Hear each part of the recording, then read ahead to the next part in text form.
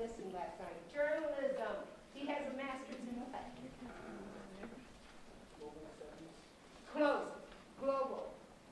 Yeah, very close, so you really paid attention. He's also been a newspaper writer, a journalist for that. He's also been in broadcasting, he worked in radio. He was I don't want to say he was a Rush Limbaugh, but he had a talk radio show. He took a lot of fire from people listening to him all the time. The guests who were with him at dinner last night, I told some of you that went to dinner with Dean Struthers, and it was John Schrader, our sports expert, and also Michelle Hassler was there. So I'm watching John Schrader and Reggie Rivers talking. Something dawned on me, because I always think of sports as numbers and who's playing for what team. Conversation that I learned so much. He says he gets asked about Colin Kaepernick a lot, and so he has a presentation for you today. Please help me welcome. I'd like a round of applause for Reggie Rivers. Thank you. Thank you very much. Thank you. Well, it's good to see you guys. I'm Reggie Rivers, as she said, and I'm happy to be here to join you guys for this conversation. And so I do get asked about Colin Kaepernick a lot. It seems like this is maybe a little too loud. Papa, turn me down a little bit, Steve. Thank you. So I do get asked about Colin Kaepernick a lot, but this is actually the first speech that I'm going to give about Colin Kaepernick. I put this together especially for this occasion. And Colin Kaepernick, for those of you who may not know, is a former NFL quarterback. He played for the San Francisco 49ers. He took over after Alex Smith got injured. He was drafted in 2011, I believe. He took over after Alex Smith got injured, led the 49ers to a Super Bowl appearance. The year after that, they went back to the NFC Championship game, and then he had a 3-year period where he didn't play very well. The team didn't make it to the playoffs, and then he opted out of his contract with the 49ers, and so he was going to become a free agent after the 2016 season. And at the start of the 2016 season is when he started his silent protest. And so I thought we would do a couple of things today. One, I want to walk you through the timeline of what it is that Colin Kaepernick did, the decision that he made, and what he actually went out and did, and what other people did in response to what Kaepernick did. And then talk about the corrosive partisan environment of our nation right now, and how that impacted this whole conversation about Kaepernick, and how it's impacting many other conversations that we have to have together.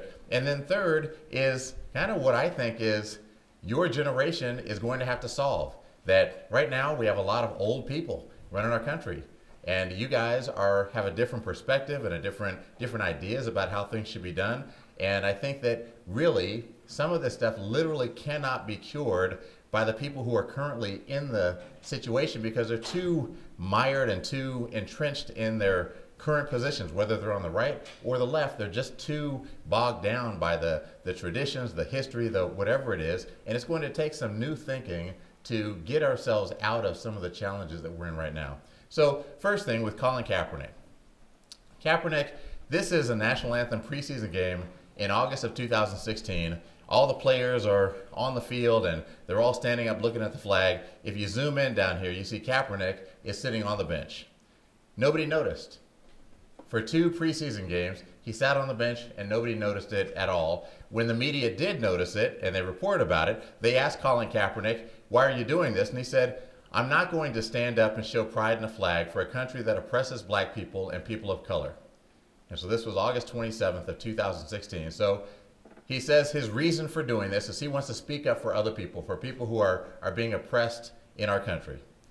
He further said, "This stand wasn't for me. This is because I'm seeing things happen to people that don't have a voice, people that don't have a platform to talk and have their voices heard and affect change. So I'm in a position where I can do that, and I'm going to do that for people that can't." And so who is it that Colin Kaepernick is talking about? I want to show you guys a video, and let me explain before I show you this video that nobody gets shot in this video. You're not about to watch a video of somebody who dies. Nobody gets seriously injured in this video. I'm going to tell you, because the audio from the police officer is kind of low, I'm going to tell you what happens in the video and then show it to you. So this family calls the police because the mom says her 7-year-old boy was accused of littering, and a white man who lives in their neighborhood, the family is black and the boy is black, a white man who lives in the neighborhood told the boy to pick up the litter. The boy refused, and so the man grabbed him by the throat and told him to go pick it up. So the mom calls the police. Police officer arrives, the mom's telling him the story, and the police officer, because the audio is low, you'll have to listen closely, but you'll hear, the police officer says, "Why don't you teach your son not to litter?" And she says, "Well, even if my son littered, this man doesn't have the right to put his hands on my son." The police officer says, "Why not?" And the lady says, "Why not? Well, that's ridiculous. He doesn't have the right to do that." And the police officer says, "I'm just asking." And as the mom continues to talk, the police officer says, "Well, he broke the law, the boy, in littering." And so just watch this video as it kind of unravels. Oh, got it.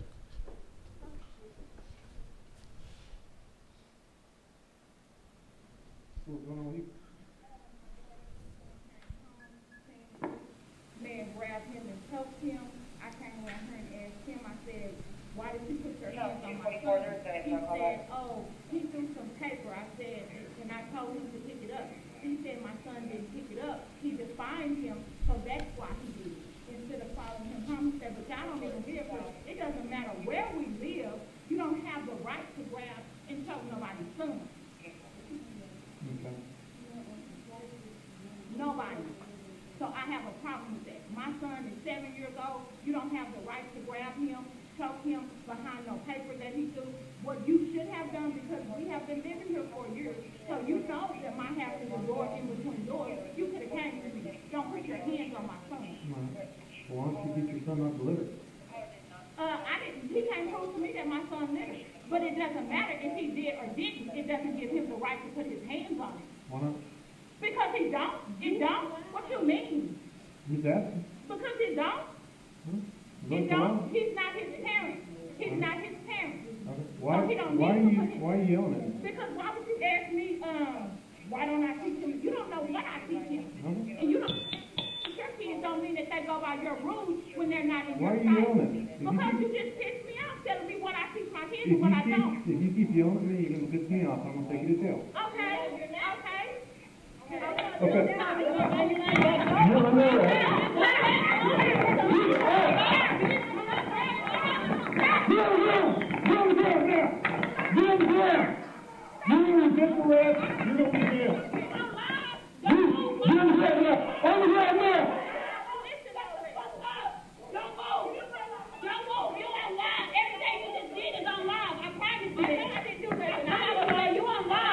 Hang on your back.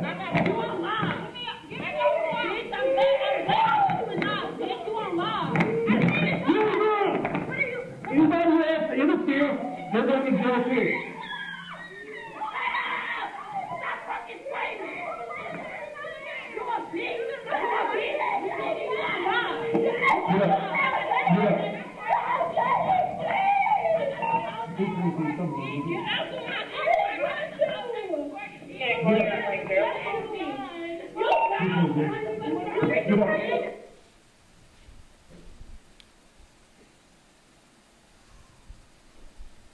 So every time I watch that video, it's the relationship that black people have with the police is emblematic of the relationship that we have with the police. I'm a law-abiding citizen. I'm a successful person in my life. I don't do anything dangerous. I believe that the most dangerous thing that I do in my life is get pulled over by a police officer on the side of the road. Because in that moment, it's just me and him. And I don't know what mood he's in, and I know that part of his job, he has to be suspicious of everyone he pulls over. Just as part of his own safety, as he's walking up to my car, if he gets too lackadaisical and is not paying attention, he's going to die one day because he's going to walk up to the wrong window, and that person is actually going to be somebody who wants to do him harm. So I understand that when he pulls me over, he's walking up to my car with that mindset, and I am a danger to him. I'm black, and I'm big, and I'm driving a nice vehicle, So he might be already thinking that maybe this is a stolen vehicle and I'm a desperate person who now doesn't want to be caught stealing this vehicle. So when I get pulled over by a police officer, I roll down my windows regardless what the weather conditions are. I turn on my dome light. If he takes a long time getting out of his car, I get my documents ready before he gets out. But if I look in my rearview mirror and see he's out of his car, I don't move. I put my hands on the steering wheel and I wait, because my thought is this police officer might kill me if I scare him about what it is. This family called the police because a man had choked their 7-year-old son. The police officer went and talked to the guy briefly, said, what happened? And the guy basically just says, yeah, this family's going crazy. They're making a big deal. I don't know what's going on. And the cop says, oh, okay. And then walks over to talk to the family. And now the mom and the sister, or the mom and the daughter, got arrested when they called the police about their 7-year-old son. This is the reality for a lot of black families in the United States, that our relationship with the police is not a positive relationship. We don't believe that the police have our best interests at heart. We believe that the police see us as the offenders in every situation that comes up. And this is what Colin Kaepernick was trying to stand up for. Many black people live in absolute terror of the police.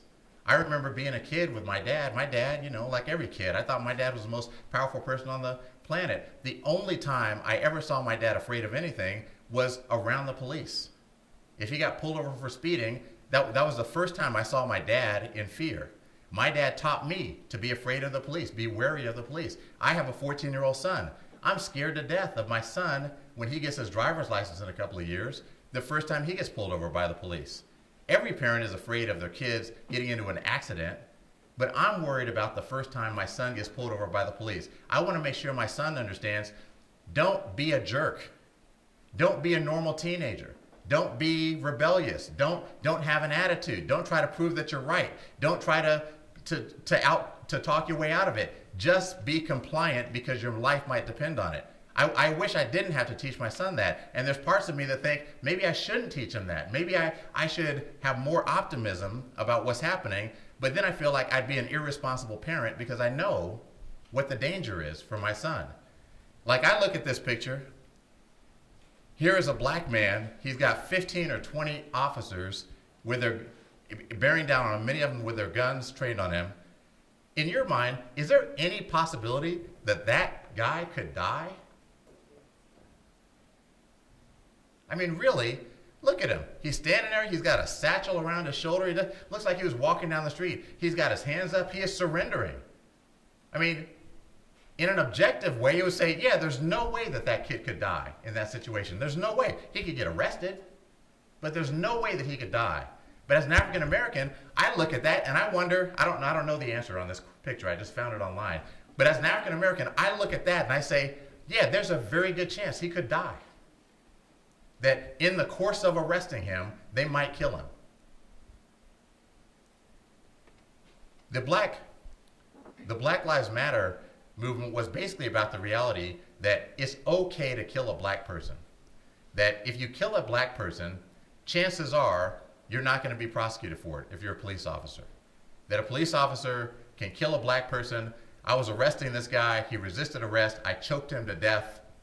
And the police officer will get exonerated. Or the police officer will get a 10-day suspension and will be back on the job. That it's just not the same as what happens to black lives, or so to white lives. Imagine that scenario with that family if the races were reversed. If it was a white kid who was choked by a black man, and a white family had called the police, and if the police showed up, do you think that the police officer would have arrested the white mother who says, this black man doesn't have the right to put his hands on my son? No, the police officer is part of, and I don't blame I don't distrust all the police. I know that most of the police, I know objectively as an intelligent person that 95, 98, 99% of police officers are good people. They're hardworking people. They're public servants. They want the best for the community. They joined this profession because they wanted to serve people. I know that. Objectively, intellectually, I understand that. But the reality is that's not the experience that black people have when they meet with the police. And so Colin Kaepernick said, this is a big problem. It's been going on for a long time.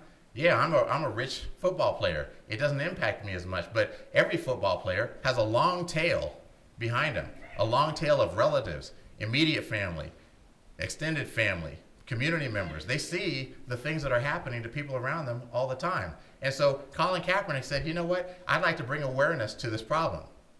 And then he met with his friend, Nate Boyer. Nate Boyer is a former Green Beret. Nate Boyer is also a former NFL player. And so Colin was sitting on the bench, and Nate met with him and said, you know what? It might be more respectful if you took a knee, because taking a knee is a very respectful gesture. So instead of sitting on the bench, you could make your protest by taking a knee. And Nate pointed out that in the military, when you pay tribute to fallen soldiers at a graveside, you take a knee. Military members of all ages, it's been a long tradition that when you want to pay tribute to your fallen soldiers, you take a knee. When you present the flag to the family, you drop down to a knee. In the Christian faith, you kneel before God. In the Catholic faith. In the Baptist faith, you kneel before God. In the Islamic faith, you kneel before God. In the Jewish faith, you kneel before God. When somebody dies and we want to honor them, the flag takes a knee. We fly the flag at half-mast. When you want to propose to the love of your life, you take a knee. Taking a knee, I searched everywhere I could. In every context, taking a knee is a sign of respect. I couldn't find any examples where taking a knee was a sign of disrespect for something. So Nate Boyer recommended to Colin Kaepernick that he take a knee rather than sit down. And so Colin, after that conversation, said, I agree with you. I think that would be a more respectful way for me to carry out my protest. And so Colin Kaepernick, and should be Eric Reed, not Ed Reed, they took a knee. So these two guys together for the entire season, 2016, and then Kaepernick was out of football in 2017, but Eric Reed continued. These two guys were taking a knee, and they deliberately, Colin wanted to bring attention to this problem that he saw, and he modified his protest after somebody told him that sitting down might be seen as a sign of disrespect. Sorry about that. Let me put my phone on mute. Otherwise, my wife will call back. And over. Just say, are you in your presentation? Yes, I am. You want to be part of it? Yeah, you are. All right, so the San Francisco 49ers released a statement saying the national anthem is and always will be a special part of the pregame ceremony. It is an opportunity to honor our country and reflect on the great liberties we are afforded as its citizens. In respecting such American principles as freedom of religion and freedom of expression, we recognize the right of an individual to choose and participate or not in our celebration of the national anthem. And so right here, this is part of the great American tradition. People engage in peaceful protest, and the entities around them have a lot of tolerance for it. The 49ers, as his employer, said, yeah, that's his right as an individual. If he wants to take a knee, that's fine. We like the tradition of the national anthem, but we don't force it on any of our players. And so in September of 2016, it started to spread out. Megan Rapinoe of the National Women's Soccer League, she started taking a knee during their games, and she said, I've chosen to take a knee because I simply cannot stand for the kind of oppression this country is allowing against its own people. I have chosen to kneel because, in the words of Emma Lazarus, until we are all free, we are none of us free. Also in September of 2016, Brandon Marshall of the Denver Broncos started taking a knee. He said, the message is, I'm against social injustice. I feel like this was the right thing to do. This is our only platform to really be heard. Also in September of 2016, 4 Miami Dolphins players started taking a knee to protest the treatment of African Americans by police officers. In September of 2016, Marcus Peters of the Kansas City Chiefs started raising his fist during the national anthem in support of Colin Kaepernick and what he's doing as far as raising awareness with the justice system. Also in September 2016, other 49ers stood and raised their fists, and they said, by a couple of players taking a stance, that's why we're doing this, just bringing attention to the issues. Martellus Bennett and Devin McCourty with the New England Patriots, they raised their fist and they said, Bennett said, my dad served 10 years. I was born on a Navy base in San Diego. I grew up in a military family. I want to bring attention to what's going on and how we can bring about change. 3 Eagles players in September of 2016 They said, Jenkins, the running back, said, the symbol of the fist is about solidarity and resistance against oppression. That is the statement, being able to stand in solidarity with people I feel have been targeted, oppressed systematically over time. And finally, Dwayne Brown of the Houston Texans, also in September of 2016, he did more than raise his fist. Brown initiated meetings with the Houston mayor, the police chief, the district attorney, the county sheriff, as well as military veterans to discuss some of these issues and the large gap between law enforcement and the black community. Brown said, "I'm ready to make a difference, are you?" So all of these players who got into this, they all made very clear statements about why they were doing it. They all said very plainly, I'm taking a knee or I'm raising my fist specifically because I want to bring attention to the oppression that black people are feeling. At no point did any of these players ever say, I'm doing this because I hate our country, I'm doing this because I hate our military, I'm doing this because I hate anything. They said, I'm doing this to raise awareness of a group of people. And to me, I say, what could be more American than this type of protest? This is part of what makes us unique as a country. And so throughout the 2016 season, they stood up for others by taking a knee. This was an American protest. And then it became a polarized partisan thing. Donald Trump commented on it during a speech in Alabama. He said, wouldn't you love to see one of these NFL owners, when somebody disrespects our flag, to say, get that son of a bitch off the field right now. Out. He's fired. You know, some owner is going to do that. He's going to say, that guy disrespects our flag. He's fired. And so the phrase disrespects our flag is introduced into this conversation right now. None of the players expressed that they were trying to disrespect the flag. People might have perceived that that's what they were doing. They were disrespecting the flag, but the players were engaged in the exact type of political protest that that flag represents.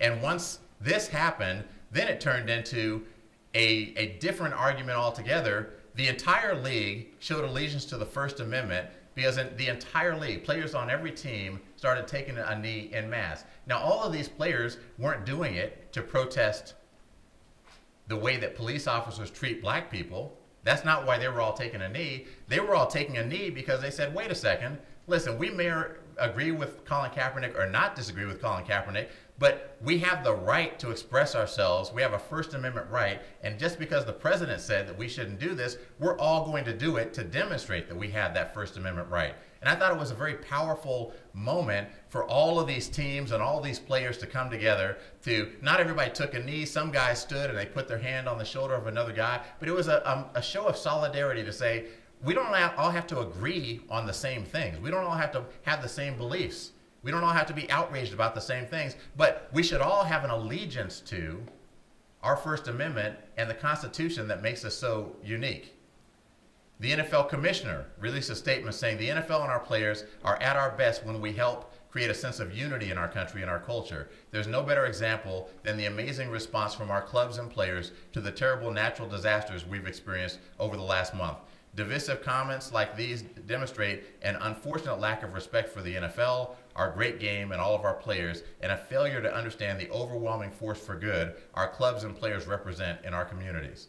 And so the NFL felt, listen, we may not like it that guys take a knee, but they absolutely have the right to do that. And the president shouldn't, I'm not going to say the president shouldn't have weighed in, but the president, by weighing in, turned this into a different issue than the issue that it was. And so it became an issue that if you love America, you stand for the anthem. If you love America, you stand for the anthem. And I think, well, can't you love America and also have criticisms of America? I mean, aren't we allowed to hold the two thoughts in our head at the same time? Isn't my wife allowed to say, Reggie, I love you, but I wish you would pick up your socks? I mean, is that unreasonable? I mean, we're allowed to have more than one thought about these issues. And I believe that part of our confusion is there's a confusing word in the Pledge of Allegiance. Anybody have an idea of what the confusing word might be? What's that? Yes. Justice? Maybe. It's not the one I'm thinking of, but maybe. Yes, ma'am. No, not God. Allegiance is, you're on the right track, but it's not the one I'm thinking of. No, not indivisible. Yes, ma'am. Did you have? What's that? Flag. Yeah, flag is a confusing word in our Pledge of Allegiance. We say, I pledge allegiance to the flag of the United States of America and to the republic for which it stands, one nation under God, indivisible, with liberty and justice for all. I pledge allegiance to the flag. When you say I pledge allegiance to the flag, what does that actually mean? I mean, is it actually an allegiance to the physical cloth of the flag? Because I think that's how most of us take it. That's how most of the country really takes the allegiance. Like, I pledge allegiance to the flag. Did you guys watch the Olympics, Shaun White? You see, Shaun White wins the gold medal in the Olympics. Somebody throws him a flag and he is celebrating. He's happy, he's excited, he's exuberant, he's walking around, he's saying, he's cheering with everybody. Everybody's giving him high fives. He's just excited. And then in his excitement, he forgot that he was carrying the flag. And so he's kind of just dragging it behind him. And Twitter blew up over this.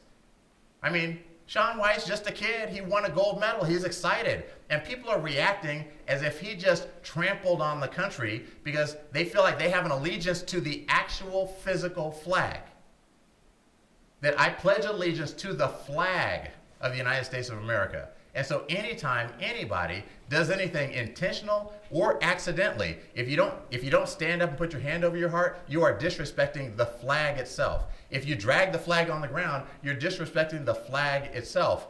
And I think that it would be a lot less confusing if we changed that one word and we said, I pledge allegiance to the Constitution of the United States of America and to the republic for which it stands. One nation under God, indivisible, with liberty and justice for all. Because that's what we're actually pledging our allegiance to. We're pledging our allegiance to the Constitution. The Constitution is what makes us unique in the world. It's not our flag that makes us unique. Our Constitution is a thing that our soldiers go off to fight. In fact, our soldiers pledge an oath. The military oath is, I, insert your name, do solemnly swear that I will support and defend the Constitution of the United States. Soldiers don't take an oath to pledge their allegiance to the flag. They pledge their allegiance to the Constitution. The rest of us pledge our allegiance to the flag, and I think that word has confused us about what it is we're actually paying allegiance to. Every country has a flag. Every country has a flag. How many of them have a constitution like ours? This Constitution has made the United States unique in the world, or in a select group of countries in the world, that we have a certain set of freedoms, that we have the right to free speech, the right to freedom of religion, the Second Amendment right to carry a weapon, the Third Amendment right not to quarter soldiers. We have all of these rights that are enumerated in our Bill of Rights that was created with the Constitution, and it has given us tremendous power as a country to innovate, to create, to live, to build our families the way that we want to. And we all have to remember that this is what we should be declaring our allegiance to. And so we don't have to agree with the form of Colin Kaepernick's protest or the subject that he was trying to draw attention to, because I think reasonable people can disagree with him on both accounts. I think reasonable people can disagree with him about whether the police are brutal to black people or not. I think reasonable people can have an argument on either side of that. I think reasonable people can say that, yeah, I don't like him taking a knee. I just personally don't like him doing that. I think that's reasonable people can have that argument, but we should all be able to agree that he has the right to express his opinion about these issues that are important. And when he did that, he was exercising one of the most powerful traditions in the American psyche, and that is the right of peaceful protest. Okay, so the second part of this, the corrosive partisan environment that we're in right now. So I've been thinking about this for quite a few years, about how polarization destroys the layers of our government. Okay, so if we think about our government, if you take, say, a school board president, so we have a very deep and diffuse layered power structure, which is why sometimes our brand of democracy is difficult to export to other countries because they don't quite understand this. So you'll have a school board president in some small town who has certain powers over that school district. And then there is a mayor of that city, and that mayor has certain powers, but the school board president has some unique powers that the mayor doesn't have. So even though the mayor is higher up in the power structure, he can't dictate everything to the school board president. The school board president has some unique powers. And the governor of the state has way more power than both of them, but still the mayor of the city has some unique powers that the governor doesn't have, and the school board president has some unique powers that the mayor doesn't have and the governor doesn't have. And then the president is the most powerful politician in the country, but the governor of the state still has some unique powers that the president doesn't have, and the mayor has some powers the president doesn't have, and the school board president has some powers that the president doesn't have. This is how our government is structured. And the power is diffuse. It's all over the place. There are sewage districts who have unique powers that nobody else has. There are water districts. There are fire districts. We have all of these districts. And so when we try to export our brand of democracy to other places, and they think, wait a second, if I think of the country like I'm running a country, let me see if I can get this out of my mouth right. If I think of a country as if I were running a company, and I'm the president of the company, but you're telling me that I don't have dominion over every part of my company? Like I can't go to our advertising department and tell them anything, or I can't go to our sales department, or I can't go to our operations team and have influence. You're telling me that there are people inside of my company that I don't have absolute control over? I can't fire them at will? Yeah, that's right. That's how our system is set up, which is why when some other country tries to install our kind of democracy, it's difficult to really understand that, yeah, you've got to hand off the power to other people. Well, part of what the benefit of this diffuse power structure is that the lower you go in it, the less political it should become. And historically, the less political it has been. Most of these positions are apolitical. It's not, you don't run for a school board president as a Republican or a Democrat. Many cities, you don't run for mayor as a Republican or a Democrat, even though you may be one or the other. These are apolitical positions because most of the stuff you have to do is not political. Should the trash be picked up? Yes, it's not political. This is just structural, it's governance. Should the streets be should the snow be plowed? Yes, it's not political. And so, but what has happened in our country is that, before I get to so each layer should serve the best interests of its constituents. So this person who's in this role is jealously protective of his or her constituents, and they represent those constituents. And so as the representative of those constituents, they're going to choose from an a la carte buffet of the best policies for their people. And so they might say, you know what, I like where the liberals are on the Head Start program. I think that's really good for our students, and we're going to agree with that. And I really like where the conservatives are on gun control. I think they're going to figure out how to control this thing. So I agree with them on that. And I think that on gang intervention, the conservative approach is going to be much more effective for our students.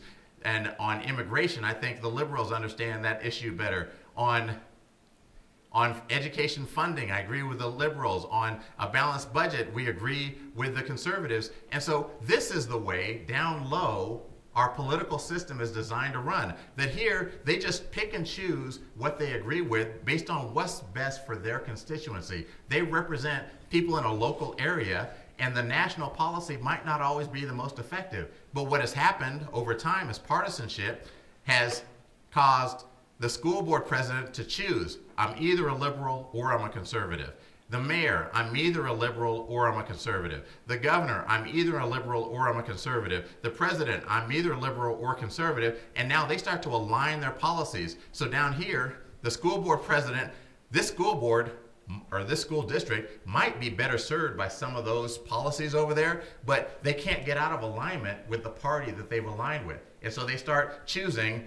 We choose Republican policies over and over and over again. Or over here, we choose Democratic policies over and over and over again. And this is the harm that's happening in our political system, that we are getting too politicized. We're getting too partisan in the decision making. We no longer, if I brought a brand new issue to you and said, I want to know your opinion on this, you might take a step back and be like, well, I need to wait and see what the official talking points are. I need to understand, because I don't instantly understand all the nuances of this issue, so I might not have an informed opinion. I need to wait until I hear from some of the news sources that I trust, that they can explain it to me in a way that I know, oh, okay, now I know how to defend my position, whether I'm from the right or the left. that tends to be what we do. And so I believe that partisanship is destroying our democratic traditions. So if you want to know, at your next mixed group barbecue, these are the 10 topics to not bring up. Don't talk about abortion. Don't talk about education. Don't talk about the environment. Don't talk about gay rights. Don't talk about guns. Don't talk about health care. Don't talk about immigration. Don't talk about inequality. Don't talk about race. Those are the big 10. And welfare. Those are the big 10. If you don't talk about those things, you're going to have a pretty good barbecue. Talk about Nebraska football. Talk about your new head football coach, right? I mean, those are safe topics. And you know, it's kind of crazy that when I say at your next mixed group barbecue, that might be unnecessary because we're having fewer and fewer mixed group barbecues. Across the country, we are self-segregating ourselves into like-minded pods. That you choose your neighborhood because people who are like you live in that neighborhood. They look like you, they believe what you believe in, and you don't have people who are around you who have different beliefs. You don't have to worry. You could bring up abortion at your barbecue and everybody's going to agree with you. So it's not a dangerous topic. We have to find a way to rebuild the middle of these important issues. And that's really going to be the task that's up to you guys, because we might look at it right now. We look at it right now and like, yeah, these things are black and white. It's binary. It's on or off, yes or no. That's it. You're either on this side or you're on that side. There's not multi-dimensions to this, but yeah, it is. These things are all highly complex social, political, economic issues that require very complex, nuanced solutions. And there are solutions to these things, but if we take some of the ideas that are way over here and some of the ideas that are way over here, and then we have people who are in the middle who think, you know what, there's some value to both sides of this, and they start fashioning solutions that work in the middle of this, we can solve some of these very big problems. We've done it before as a nation. How many times have we, after the Bill of Rights, how many times have we amended our Constitution?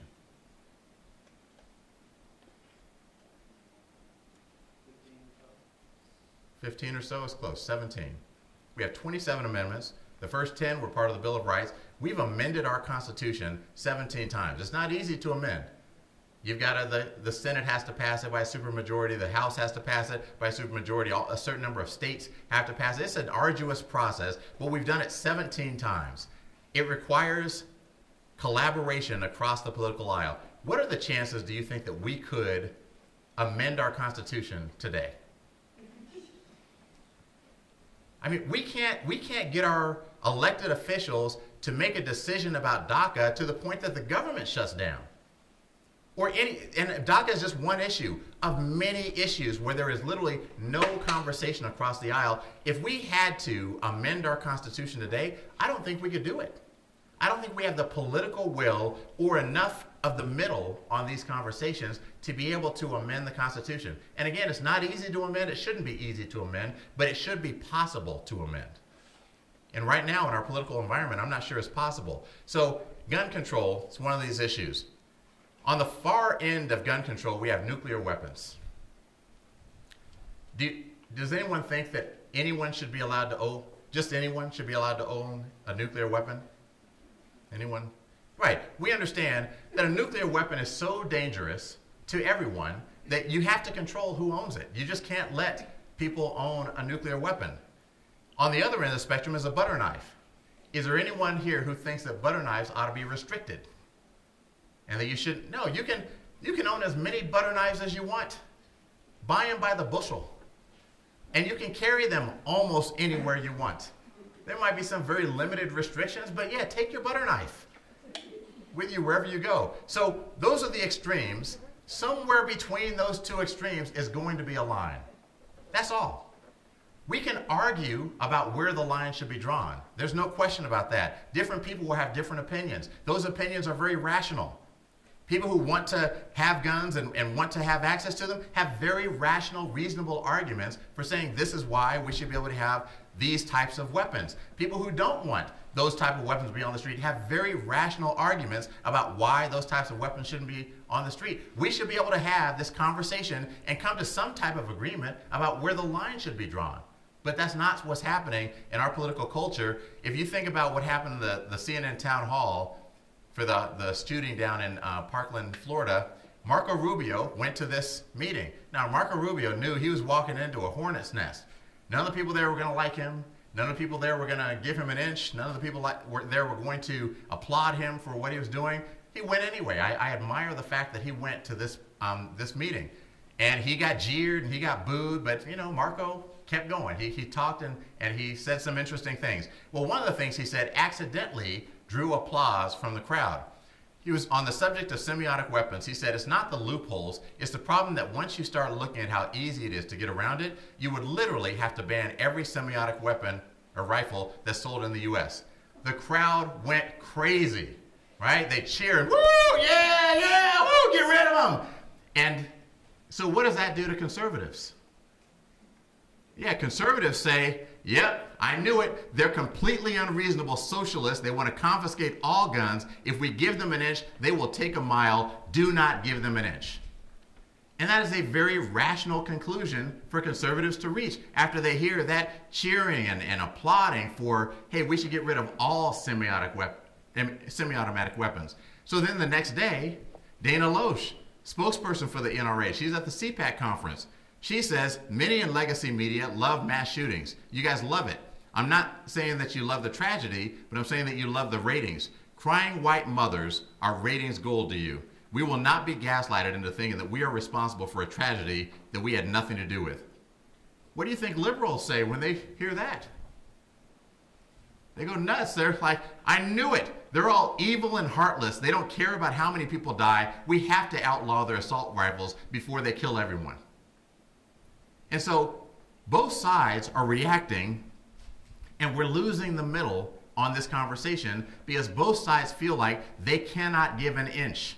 If they give an inch, the other side is going to take a mile, and we're going to lose this treasured thing that we believe in so fervently. And so we don't have the conversation in the middle, and it is destroying our democracy. Now, your generation, what is it that I think that you guys should be doing? Well, here are 10 things that I think you could start doing today. Number one is recognize that your youth is an asset. You're young. You don't know anything yet. You don't have experience. You're going to come at problems and you don't know the history. You don't know the timeline. You don't know that we already tried that. You don't know, there's a lot of things you don't know. And so for that reason, people are going to try to tell you, hey, pipe down over there. You don't quite know. And they're right. You don't know. But that is part of your strength. People who have been in the fight for a long time, they're right here in this maze. They're in it, you know, and they remember, you know what, we had to turn right here because of that political situation, and then we had to turn left there. Remember when the economy tanked and we had to make that left turn, and then remember we went to war with this country, and so we had to make that left turn, and they remember all these things that happened to cause them to get to right here in the maze. There's no way they're going backward. They're not going back out of the maze, and they're stuck on the path that they're on. These are the old people who are running our country. They're all very analytical. There's nothing unanalytical about what they're doing. They're very analytical. They're taking a very measured approach to the things that they're doing, but they're not going to solve the problems. We need some lateral thinking, right? What's the criticism that people give about millennials? Millennials are, oh, millennials, are you guys millennials? Are you the next generation? What's the cutoff? Is it like late 80s, somewhere in there? Okay, because I don't want to denigrate too many millennials if you're all millennials. But listen, the criticism against millennials is what? Oh, they want to go from mailroom to president of the company in 6 months. What's my pathway to do that? I want to be a millionaire 2 years from now and a billionaire 5 years after that. I want to hit it big. I don't want to have a long career. I don't want to do all this stuff. I just want to get it. And there's a criticism to that, and that criticism is justified. But also, yeah, if you can think of a way to simply go around all the hassle and get to the end, why not? Why not do that? Look at what it's done to certain brands in our country. Amazon.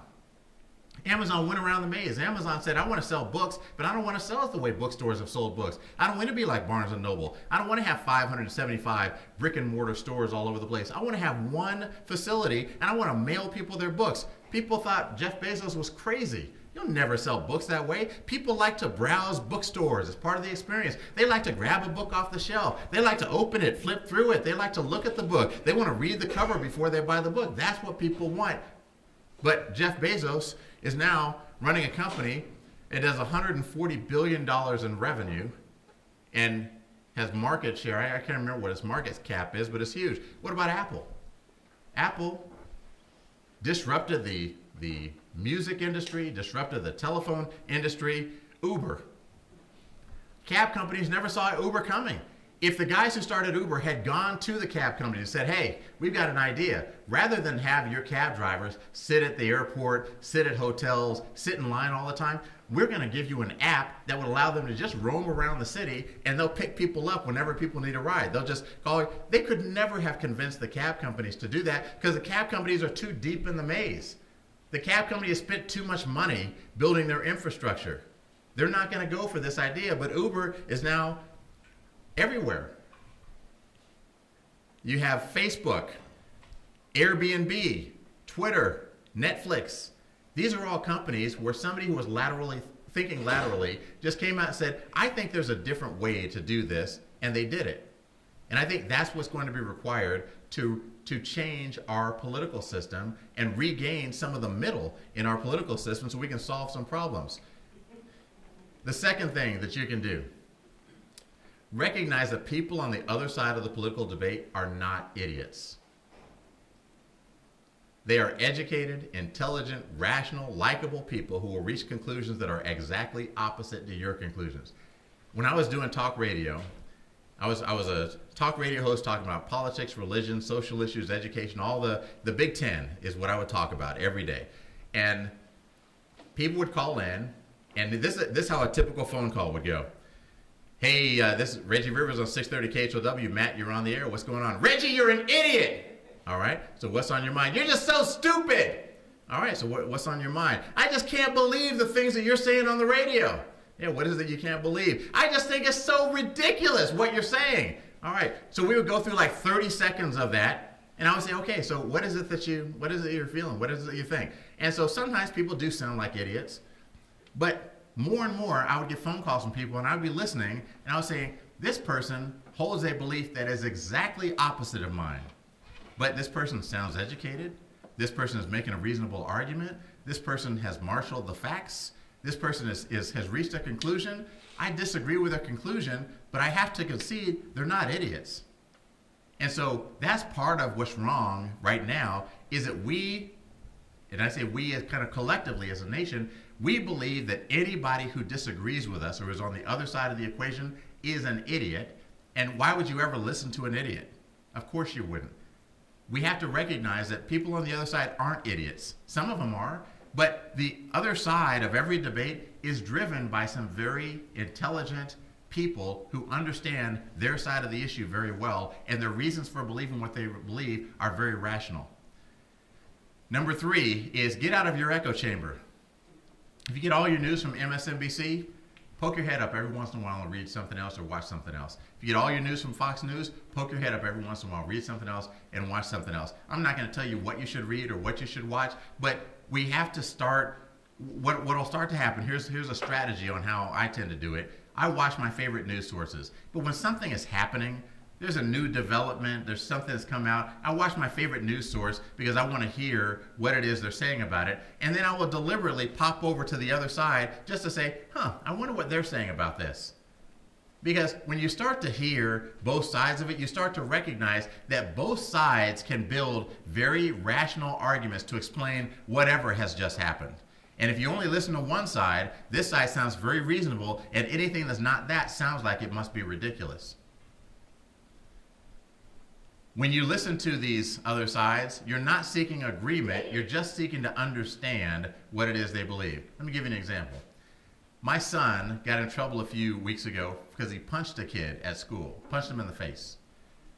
Well, there was a long story. This kid had been annoying him for most of the day, and this kid did something, and hit something out of Malik's hand, it's my son, and knocked his tray, his lunch tray, and food spilled all over him, and Malik punched him in the face.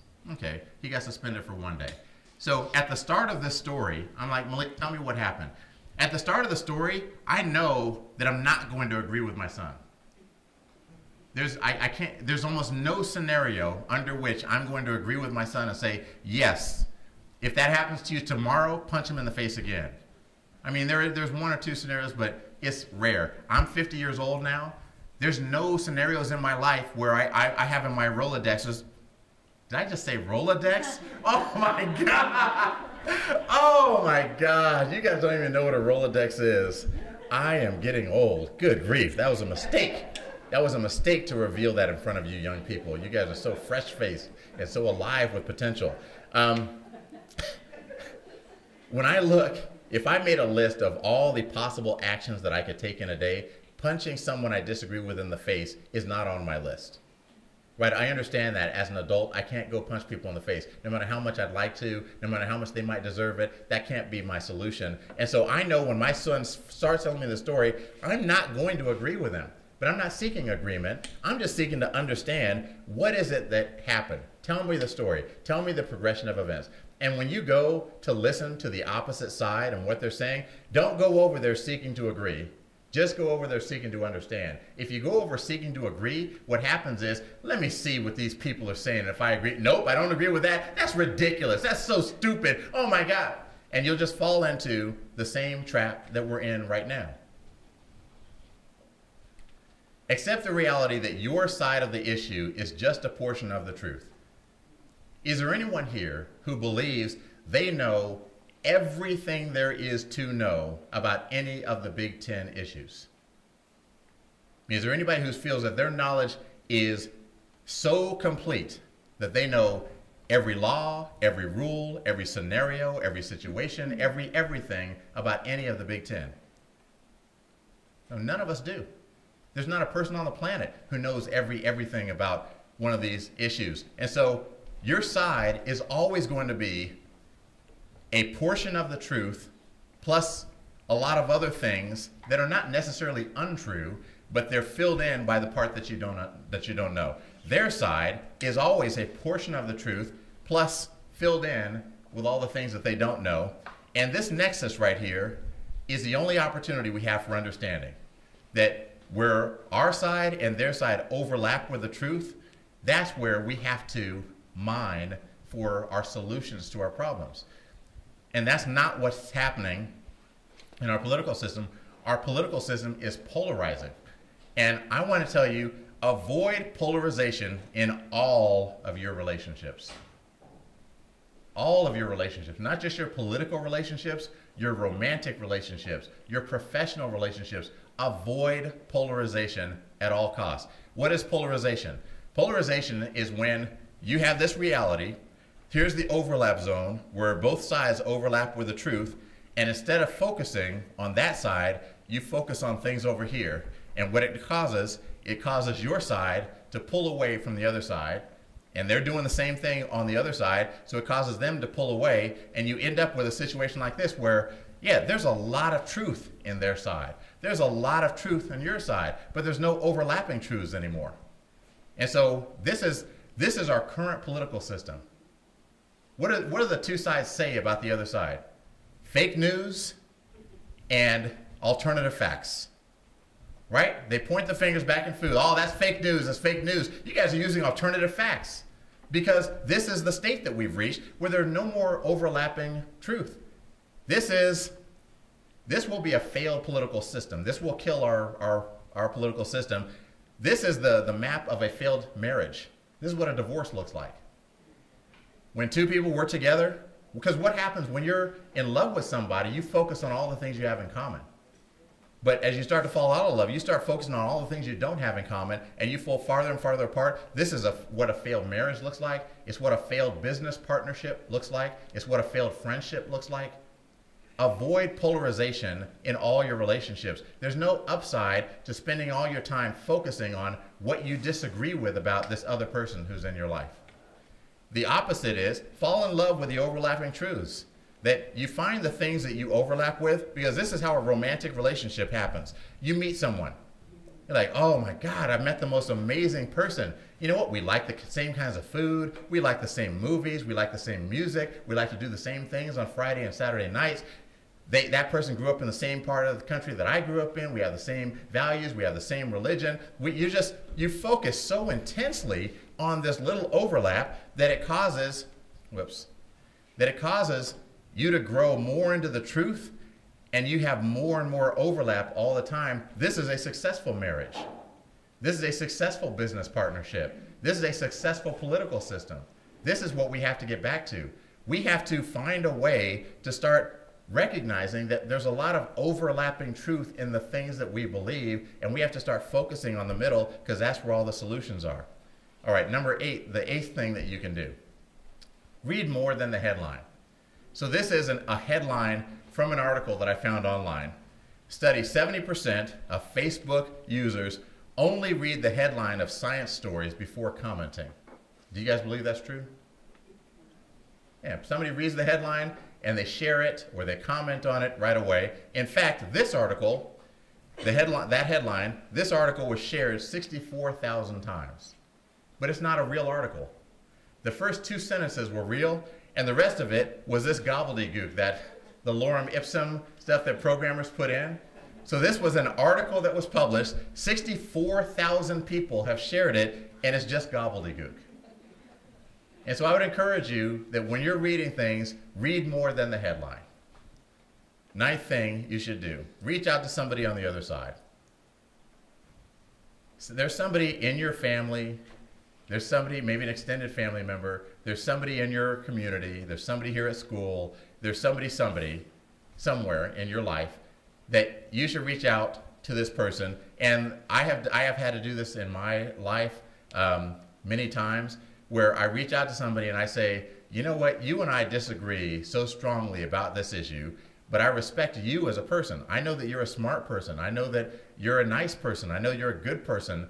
And I'm trying to understand how you and I have such a big difference on this. I would like to hear why you believe X, Y, or Z. And then truly listen. And not an argument, don't say, hey, I want you to come over to my house because I just argue with you about this issue that you and I disagree with. Come on over, I'm ready. I've been watching TV, I've been reading Wikipedia, I'm ready to go, son. No, I'm saying truly have a conversation with somebody who's in your life. You don't have to go do it with a stranger, somebody who's in your life that you disagree with. All right, very last thing, and then any questions you guys have, I'll be happy to answer them. I want you all to understand your authority. That you have a certain amount of authority in this situation that may not be completely apparent to you. So,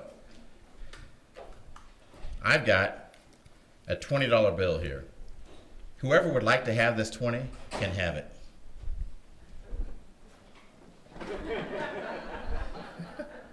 Congratulations. What's your name?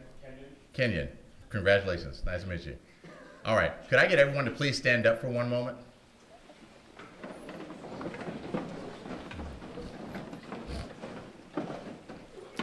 Okay, thank you. You can sit back down. But hold on to that feeling of resentment that you just got right there. What I just did is a very simple example of the difference between influence and authority. When I asked you guys to stand up, I was using my position of authority. I'm at the front of the room, I've got a clicker in my hand, I'm wearing a microphone. I have a certain amount of authority in this situation. If I ask you to stand up, even though you might not have wanted to stand up, you'll stand up because you're obeying the social norm of that authority. When I put the $20 bill out, before I go on, so all I did was use my authority to get you to stand up. I didn't lead you to stand up. I didn't motivate you to stand up. I didn't inspire you to stand up. I just used my authority to ask you to stand up, and you did. When I put the $20 bill out, that's more representative, that's influence. I didn't know which of you would be interested. What's your name? Brock was interested, but he's got, what's your name? Will blocking his path. Right? And Kenyon's got a clear path to get the $20 bill, and so Kenyon comes and gets the $20 bill. But the point is, I wanted to do this demonstration, and I needed to recruit somebody out of the audience to help me. I didn't know who it would be, but I figured, you guys are college students. I used to be a college student. $20 is $20. You could use $20. So would you all please stand up again?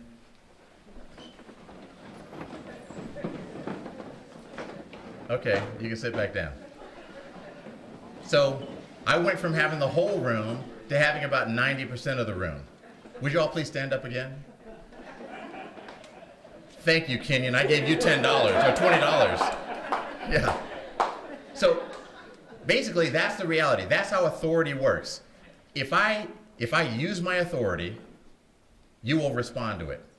But if I abuse my authority, or I treat it in a derelict way, so I'm asking you to do something, but there's no point to it, there's no reward for you, and there's no consequence for not doing it, then you will stop listening to my authority. You all have authority as voters.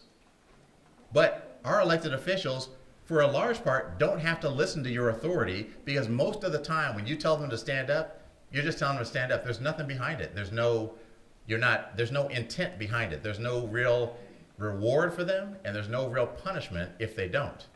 As opposed to influence, if I put out another $20 bill,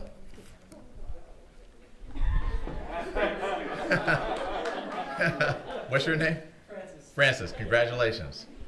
So if I keep putting out $20 bills, I will get more and more influence over you the longer we go. If you know, hey, every 5 minutes, Reggie's taking another 20 out of his pocket, you guys will organize yourselves. You'll get in a line. You'll say, hey, when it comes out, you take your 20, you go back to the end of the line. That's the reality. That's how influence works. Authority is a different beast. And so you guys have authority. You're voters. You have authority. You have the absolute power to influence who gets elected into office. And so the person who gets elected then says, I'm going to go into whatever office it is, and I'm going to represent you. I'm going to improve the things that are impactful on your life. I'm going to be loyal to you and your interests. You can hire and fire me, therefore you are my boss. Voters have authority. You have the absolute right to act. On the other side are lobbyists. They don't have authority. Companies can't vote. Political action committees can't vote. They can influence, but they can't vote. And so they also want to have conversations with politicians, and those politicians say, yes, when you're supporting me, I'm going to let you have a voice in some of the legislation we're doing. The lobbyist says, listen, I'll cover your campaign costs. I'll do research for you because you're an elected official. It's hard to do all the research in these nuanced industries. I'll do that for you. I'll help you write bills so you make sure you have the wording correctly. I'll give you talking points so you can cogently explain what it is we're trying to do. And after you're done with political office, you can probably get a job working for us. And so it is possible that a politician can serve both sides of that at the same time. It's possible they can, and sometimes they do. They can serve the interests of the lobbyists and serve the interests of the voters, and there's no conflict between the two. But when there is a conflict between the two, the question is, well, who will the politicians serve? The authority is only powerful when it's actually used. A, you have to vote. And then B, that authority is only powerful if there's some consequence to not following the interests of the voters. And so the lobbyists also lobby the voters. The lobbyists say, listen, we're going to support your interests. So the politicians who are following towing the line and doing the things that are important to you, we're going to let you know who those politicians are. We're going to tell you how you should vote on some of these issues. It's not always so cut and dry and clear. We're going to give you guides to help you understand how to vote, and we're going to increase your power. Right now, you're one voter with one vote, but we're going to put you in a big bundle and increase your power, because when you all vote together, you're going to make more of an impact. And that's true. And so our system, this is our system. Lobbyists influence the system. Voters have authority over the system. But our voices, the more partisan we get, the less authority we have, because partisanship makes the game simpler for politicians. The more polarized and partisan we are, the less authority we have as voters. It becomes a game of would you rather. Right? Let's say that you're a conservative. Would you rather vote for a conservative who has not quite lived up to your expectations, but is still a conservative, maybe is not the perfect candidate, or vote for a liberal? It's like, well, not in a million years am I voting for a liberal. So yes, I'll take the imperfect conservative. On the other side, would you, as a liberal, vote for an imperfect liberal, is not quite in line with your ideals, but you could vote for the conservative. Well, there's never in a million years we're going to vote for the conservative. I'm going to vote for the liberal. So by creating or increasing the partisanship, we reduce our actual power as voters because we end up in these situations. The people who are going to vote for Hillary Clinton were never in a million years going to vote for Donald Trump. And the people who are going to vote for Donald Trump were never in a million years going to vote for Hillary Clinton. I can remember not too long ago, our candidates for office tended to be pretty centrist.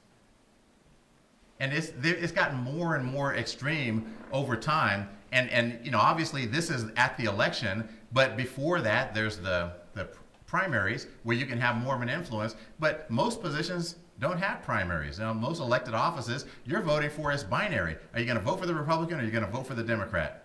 And the more polarized you are, the less likely you are to ever cross that line, even if the other candidate was a better candidate. And so I think we have to find a way to reduce the polarization in our system. Journalists are a big part of that story because we have so much power in the way that we cover things, the commitment we have to objectivity and the truth and being impartial. And so I'm glad that you guys are all part of this college learning how to do this. So let me stop there. If you guys have any questions or comments, I'd be happy to take them.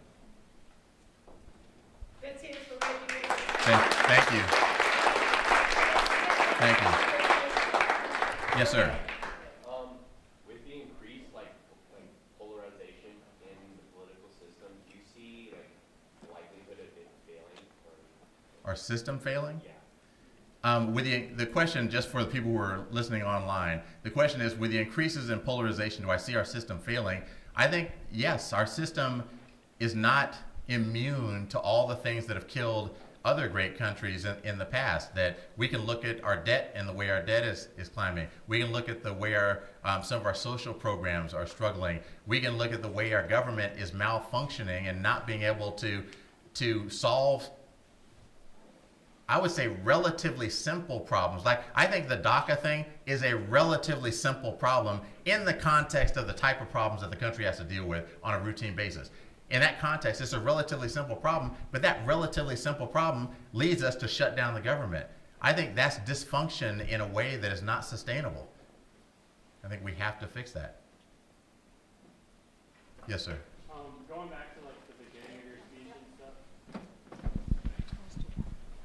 Going back to the beginning of your speech and stuff, you're talking about race relations and things like that. I was wondering if you've seen any difference. Like, I know it's happened all over the country. If you've seen any difference, whether police or just in general, when like North versus South or urban versus rural situations. I'm not sure I understand the question. So, like, do people, like, do you think get along better or worse? Are there like times where the relations are better or worse in North and South or rural versus urban, or is it all pretty much just kind of the same? That's a good question, and I'm not sure. I haven't done a lot of studying about the relationship between rural people and urban people and North and South. It seems like those distinctions have kind of morphed into just being part of the red or blue argument that goes on. And so I think that we're getting along worse than we have in a long time. And we've had some periods we had a civil war. We got along worse then, I would assume, than we are right now. We've had racial riots. There have been things that have happened that have been worse than we are right now. But I would say that when you look back over the course of our history, yeah, our situation is bad right now. It has to change.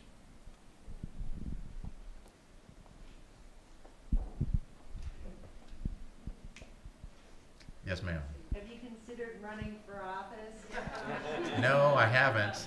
You know, it's a funny thing about, like, I'm a realist about our system too. I understand that good people get elected to office. I don't believe that the people who are in office are bad people.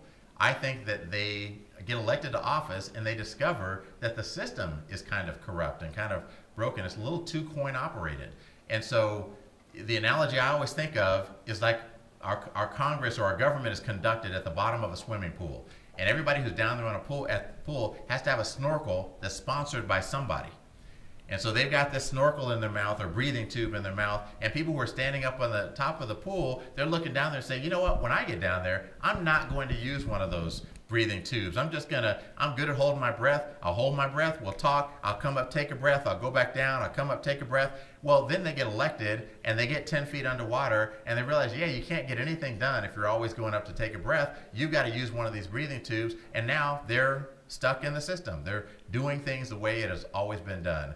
And that's why I think it's really going to take the next generation of people it's not just that you're going to get elected into office and you're going to do exactly the same things. I think the whole system, the way the system is financed, the way our elections are managed and happen, I think the whole thing is going to change. And I don't know how, but I think somebody's just going to go around the maze and say, here's the solution. Yes, sir. Would you say you think, like you talked a lot about like systematic problems in government. What about like on a society level? Do you think it's just like people in general we've gotten more greedy as time's gone on, and that little give an inch and then you take it way more? I mean, I think that's kind of my personal perspective is just as a society we've gone a thing where if you give anybody an inch, no matter who they are, they're going to want more. That's what we are human nature wise kind of. So I don't know if it's just a systematical thing or. Sure is. It is. I think it is human nature to want more, but it's also part of what makes the United States unique is that we say, yeah, you can have more with certain caveats. That there are certain, you can have play your music as loud as you want to, as long as you're not infringing upon the rights of your neighbor, and then you might have to turn it down a little bit. And so that, we use our Constitution and our laws to kind of govern and say, yeah, freedom.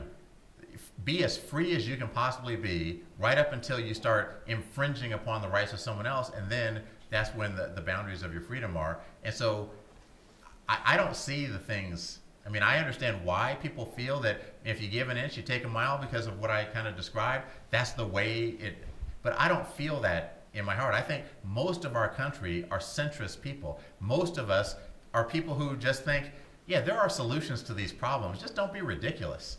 Don't be ridiculous on our side, or don't be ridiculous on that side. Solve the problem. And we've solved big problems before. I mean, we've solved labor laws back in the 1930s, and the people who were voting for that weren't the people who were the laborers. It was people who represented the laborers. We've solved child protection laws, and it wasn't children who passed that. It was the people who represented the children. We've had racial changes, civil rights laws that got passed. It wasn't the minorities who passed it. It was the people in power who did that on their behalf. We've had changes in women's rights, and it wasn't women who passed it. It was the people who represented them. And so we have this long tradition of, yes, not the people who have the problem who are the ones who solve it. It's another group that's in power that solves these problems. And I think you guys are going to be that other group, that you guys are going to come along. You're going to change the conversation in a way that we can't even anticipate right now. But I think you guys have to be thinking about